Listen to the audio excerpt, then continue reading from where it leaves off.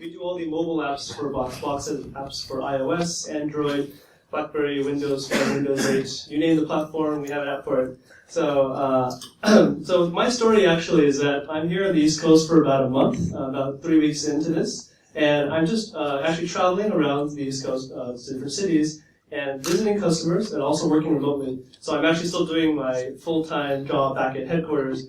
And the thing here is I'm actually trying to do it all 100% remotely and 100% on mobile devices. So I'm trying to, it's kind of like the modern day vision quest where I'm trying to discover my inner mobile worker here. I'm trying to I only have tablets and phones. I don't have any laptop with me. So today I'm rocking a Surface. But I wanted to also, while I was on the East Coast, I wanted to check out the tech scene here. And John graciously invited me here to just talk to you a little bit about mobile apps and what I do. So let's just dive right in. So you probably, I mean, if you haven't been living under a rock for the last 5 years or so, you probably know the trend of the convergence of cloud and consumer devices in the enterprise. Consumerization of IT is now like a household name, so it's no surprise. And you guys are the New York Enterprise Tech Meetup, so you obviously know this, right? Like you know that mobile is changing the game, and you know that tablets are going to outpace PCs in the next year or so, and you know that the growth of mobile devices is on a greater magnitude, order of magnitude greater than anything we've seen before in personal computing. So this is all pretty clear. But let's talk about some of the people who are using these mobile devices. When Box first started getting into this business, the most common use case we saw for mobile was what we call the traveling sales rep use case. And that is the story of like a sales representative who goes around with an iPad and presents content or presentations about the product they're trying to sell. So that was a pretty common one, and we still get a lot of that today. But more recently, we've been starting to see an expansion of the use cases. So we're starting to see people like in construction sites where they're taking pictures of the site and sending them back to headquarters, or reviewing blueprints on tablets while they're out in the field. And they're all doing it with Box. It's pretty amazing. And in the future, we see even more. Like the category of mobile worker in the current workforce of the world is growing, and the definition of a mobile worker is also growing. So you're starting to see people even like at registers, if they're checking inventory in a warehouse, they're all using devices to keep track of this stuff. And this really presents an opportunity for app developers. So today I'm here to talk more about the experience for an app developer when they're building applications for a business setting. You may, historically, we see a lot of this us versus them mentality when it comes to mobile apps in the enterprise, right? You have like the users who have their own unique wants, and the IT department with their strict demands. And we're seeing this convergence where there's an opportunity here where you can create applications that satisfy both parties. You can create applications that are both easy to use, easy to share from, as well as like have enterprise-grade security and assist the IT admins in reducing cost of ownership. So all that is possible today, and this opportunity exists. But as people jump into it, as people discover this opportunity and start building apps like wildfire on iOS, Android, and all the other platforms, we're seeing that they're not really paying full attention to what the enterprises really need, or the concerns that they might have when these apps are introduced into their business. So before I continue, who knows about Box? Who's heard about Box? Oh, that's good. I think we sponsored, so. But in case you didn't know, Box, we have a lot of business, and our business is in cloud storage platform for the enterprise. We are in a lot of verticals, a lot of industries, and we're expanding to more. So we're going to healthcare, education, media, and we're seeing a lot of traction, right? Over 180,000 businesses and millions of users, 97% of the Fortune 500. So when I speak to you about these concerns, I'm speaking to you from experience. Like we are talking to a lot of CIOs, a lot of IT admins and groups, and we were trying to distill what are the common themes we see when they talk to us about this consumerization trend and what it means for mobile in their business. When we boil it down, it really comes to about 5 major buckets of wish lists, or like I guess kind of a checklist for IT. So you can think of this as an IT admin will go through these items when they compare options from different vendors. So if you're an app developer, actively addressing these particular things will make you a more solid enterprise app and a more attractive option. And I'll go into each of these a little deeper here. So the first one, the number one concern that we've heard from enterprise admins is about device loss. So this is a situation of like how, what happens when a person loses their device or it gets stolen. It's basically, it's a pretty common occurrence, presently. And the idea here is, we're trying to protect sensitive data that could be on that device, right? Is that company confidential data going to be accessible by the party who picks up the device after it's stolen? When we look at it from Box's perspective, we actually see a three-pronged approach to attacking this, or addressing this concern. It comes from three levels. Like one is the basic OS level of the devices. So, for example, an iOS device or an Android device, the operating system level. There's the app level. So you as an app developer can actually include functionality into your mobile apps that and basically protect the data on it if in case that device is stolen. And finally, we have MDMs, so mobile device management partners, that provide an even additional layer of security on top of all that. But let me go into a little bit of what each of these levels offer. So, for example, in the OS level, right, you have your iPhone or Android phone. It has a passcode lock. When you turn that passcode lock on, it encrypts the whole device. It's pretty standard now. So, on-device encryption is pretty straightforward. And like when you turn it on, it's your device is going to be encrypted, and it will take a passcode to unlock it. Now, there could be a situation where the passcode lock is in a timer mode, or like people can get around that. That's where the application comes in. So here, in our particular application, the Box for iOS or Box for Android application, we built in functionality that basically encourages the functionality that adds a different layer of security on top of the existing operating system level security. We've built in features like an app-specific passcode or a passcode lock that is different than the device passcode lock. We've included encryption for the application itself, as opposed to depending on the operating system encryption. There's ways from the Box admin console to automatically log the user out of the applications, even when they're not there. And there's device pinning, which refers to the ability for an admin to track which devices a person is using and turn them on or off. So those are just additional levels of security beyond the default operating system level. Also, like for mobile device management software, we actually partner with a lot of companies like MobileIron and Good Technology to enhance the security even further. Some of them will have containerized solutions that let you separate, partition off the device from the personal side to the enterprise side. So if you happen to lose a device, the enterprise could just wipe the enterprise side of the device and protect the company data that way. Here's a quick look at, just an example. This is an application passcode lock. So you might see this in applications like Mint or financial like banking applications. But building this into your own application is surprisingly common for enterprise apps, and it is a demand. Like people have actually requested this as an extra level of security. What's cool about this passcode lock is you can actually enforce it from an admin perspective. So from the Box admin console, you can say, everyone in my enterprise must have a passcode lock on the app too. And then the next time they use the app, they'll be forced to make one.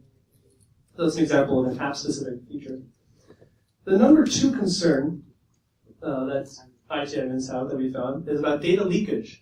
Data leakage refers to the concept of applications that, your application is not the only app on the device. There's, Facebook and Twitter and all these other non-enterprise apps. So how do you ensure that the enterprise apps that you make don't leak confidential information to these other third-party apps? And this is what data leakage is all about. It's really about protecting the barriers between enterprise and personal applications. So again, we have the same three-pronged approach to addressing this concern from the OS level. From the OS level, most OSs now have siloed app storage, and even on Android, where you have a shared file system, there is a way to save data in a isolated app storage model. So the data you store there will not be accessible by other applications. This is by default on Windows Phone and on iOS as well. So leveraging that, and that gives a little bit of peace of mind. So making sure that applications don't just reach in and grab files off of another. But at the same time, our app can go further, right? As an app developer, we can build features that are unique to your own application that protect the same data. So, for example, in the Box app, we introduced more admin control to enforce a setting to prevent saving files on the device. So if you turn this on, the user won't be able to actually download files onto the device or open them in other apps, for example, and that keeps the data inside the Box content store and does not let it leak out. At the same time, there's also, again, MDM mobile device. There's also another feature where we can disable authentication from other applications into Box. So if you were to use a third-party application that has a Box login, you can, as an admin, you can actually turn that off and say, no, you're not allowed to log in to third-party apps except for the Box app, so only first-party apps. So that is an option as well. Mobile device manufacturers also have this concept of wrapping, and if you work with people like Mobile Iron or AirWatch, there are ways you can give your package, your application package to them. They wrap it in a certain way and put it onto a storefront. And when the enterprises deploy that app onto a managed device, it's actually protected from other applications on the system. So the data isn't allowed to leak between those applications. One good example is in the Box for Good technology application, there's actually no way to copy and paste content. You cannot take a file, copy or text from a file and copy and paste it to another. So the third, this is a screenshot of what it looks like when a person tries to download a file, but an admin has disabled it. So this is an example of how in your application you can build this sort of functionality. The third concern from IT admins that we've heard is how to distribute apps. Like, we have a lot of employees in our enterprise, and we want to make sure they all get this app. So what is a fast way for us to deploy this app to thousands and thousands of our employees? And what we find here is that the most common way we're seeing is a lot of people leverage MDM as well. So mobile device management firms have built a way to create storefronts of applications that you can put your application on. And so it'd be a different store than the Google Play Store or the Apple App Store. And your admin will be able to review the applications in the store and decide to push certain ones, as well as pull them back. So if they find that they're no longer up to standards and they want to pull them back, they can also pull them from your device. But this lends itself to the thinking that if you want to have an enterprise app that is adopted by enterprises across the board that use MDMs, you need to be able to get yourself into these stores. So you need to work with Mobile Iron to get, or whichever MDMs you want to your customers use, and get yourself listed so that you can be pushed along with everything else. So this is just a screenshot of a Mobile Iron app distribution mechanism. The fourth concern that we've heard is integrations. Like, a lot of enterprises invest a lot in other products, right? It's not just your app; it's your app and a whole bunch of other stuff in their ecosystem. So if you're using NetSuite or Salesforce or Jive, or if I have other applications that I've already bought for everybody, like iAnnotate or Notability, how do I know that your app plays well with them, right? And in this case, Box has a very unique solution to this. This is why we actually created what we call OneCloud. OneCloud is our ecosystem of mobile productivity apps that work well with Box. So we basically created this gallery of apps that we vetted and made sure that they plug into Box in some way that work well and are enterprise grade. And we show these to the users and the IT admins. So we show them that these are the applications we recommend for you to use because they are vetted, they are plugged into Box, they use Box Content Store securely, they are best of breed. So that's kind of our unique solution to that.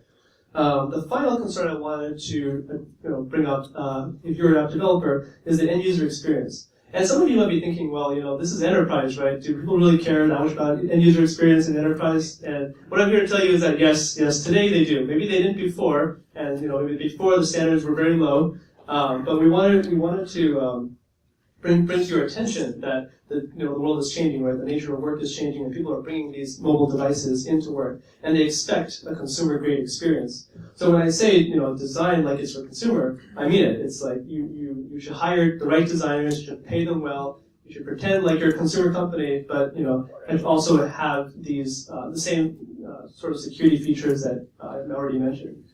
So don't design for the traditional enterprise, as you might think. Also, when you're building your apps, right, encourage people to make secure choices by default. This is an example from the Box application. So we have, in our OneCloud ecosystem, we have these trusted applications, right? So we actually surface those trusted applications first, if they're installed, making sure that the user is opening a file and they have many options to open the file. Well, the ones that we want you to open them with are the ones that are in our secure OneCloud ecosystem.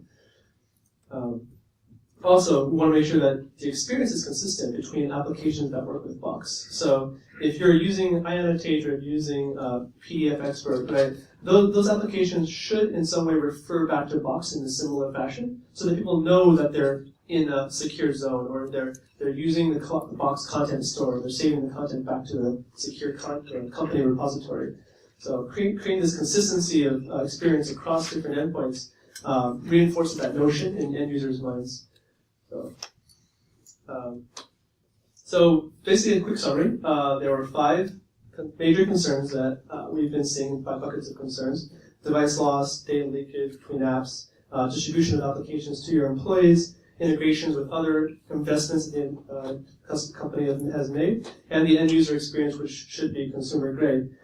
Each of these have their own ways of addressing, and Box has invested a lot of time, years and years in mobile, to make sure that our apps stand out, and so they're adopted well. And that's kind of what made mobile a differentiator for Box. So today we see a lot more companies noticing Box because of our mobile offering and how robust it is and how appropriate it is for the enterprise, despite its very consumer-friendly nature.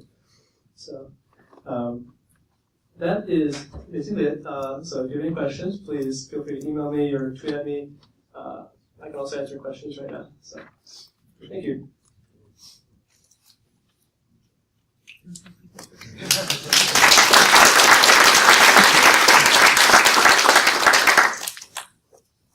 Does anyone have any questions about the content? Or about Box in general, or what we're doing? I think go ahead. I have one question. I saw Box came out with Box Notes recently. Yes.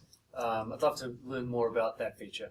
Yeah, so Box Notes is what we call the idea capturing tool. It is not meant to compete with something like Google Docs or Office 365. It's more of a free-flowing idea capturing tool. So it's great for meetings. So what he's referring to is, actually, I don't know if you've heard of this, but Box Notes we announced last month at our BoxWorks conference. It basically is a real-time collaborative editor of rich content. So you can have like text, images, free-form notes.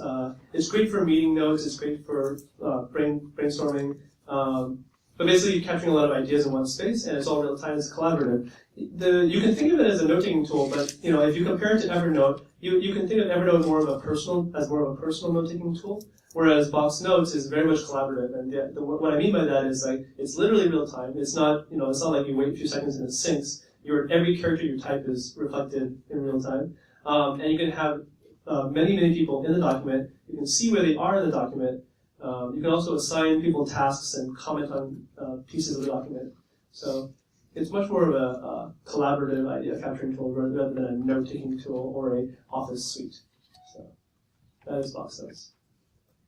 I think someone actually before the talk I solicited for ideas on questions or topics, and I think someone asked, how, do you as a company as Box, do you address one-off requests? So if someone has if one customer has this very obscure arcane request to support this one system, would you honor that request, or would you follow your own roadmap? And the idea there is that Box's stance is we never actually build anything for only one customer. It's more of a trend. We're looking for trends. We're looking for macro trends. We're looking for an evolution of thinking about the enterprise content collaboration space, right? So if one company wants a particular feature, like IRM, like information rights management, we want to kind of identify what's the root cause of that, what's the need that they're trying to solve, and do many customers have that need? And if so, can we build a very elegant solution that's not kludgy, not old enterprise-like, can we build it in a seamless, clean way that supports them and everyone else? So it's never just for one customer, it's always about seeing what the macro trends are, what the common use cases are between customers.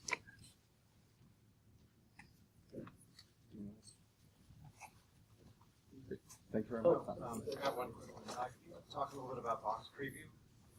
Yeah, some of you may know Box acquired a company called Lock about a couple months ago. And Lock powers the preview for a lot of services out there. So what that means is that if you have a document, like a Word document or Excel document or a PDF, it actually can be sent to Box's servers and crunched in a way that spits out HTML5. So you can actually view this document without any Office suite. You don't have to have Word installed. You don't have to have Photoshop installed or anything like these. This preview just comes out on the browser in HTML form.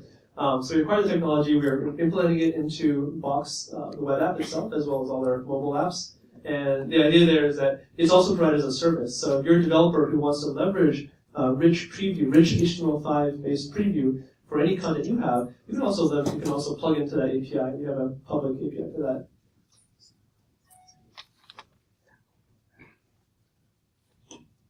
Okay. Well, thank you guys. I'll be around. So.